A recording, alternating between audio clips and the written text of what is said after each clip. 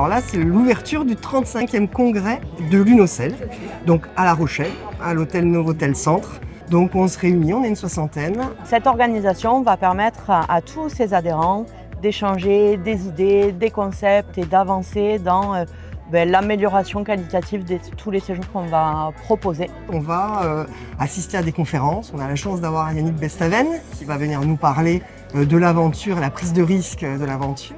Mathilde Gouget qui va venir nous parler des politiques éducatives de l'État et donc de la GEPVA.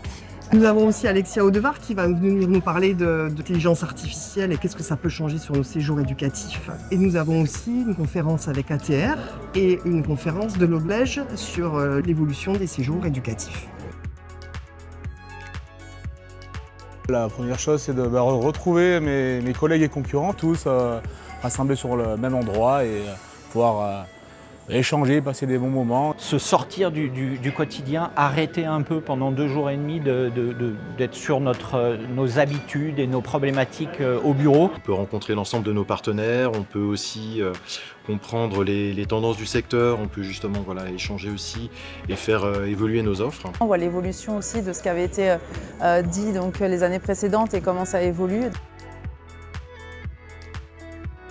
Moi, c'est le World Café, c'est les rencontres pendant les repas, discuter avec les gens, savoir un peu leur avis sur l'actualité, sur toutes nos difficultés qu'on a en ACM. Il y a toujours des petits plus, notamment dans les ateliers. L'atelier hier cuisine, c'était super intéressant. Ça permet de fédérer, ça permet de créer du lien aussi avec des personnes avec lesquelles on n'a pas forcément l'habitude d'échanger. On crée des liens vraiment forts et on est vraiment une union, on est vraiment unis. Et le partage fait partie de l'ADN. Il y a de la confiance entre les gens. Moi, je le vis vraiment très bien, je le recherche et puis peut-être j'y participe aussi un peu. Moi, j'ai été assez marqué par l'atelier sur les violences sexuelles, sur le film qu'ils ont passé. Je n'avais pas vu ce film et c'est vrai que c'est très intéressant. Là, je vis un rêve éveillé avec la visite du chantier du bateau de Yannick Bestavel. Moi, j'ai vraiment adoré qu'il nous fasse découvrir son métier et son outil de travail, donc l'IMOCA.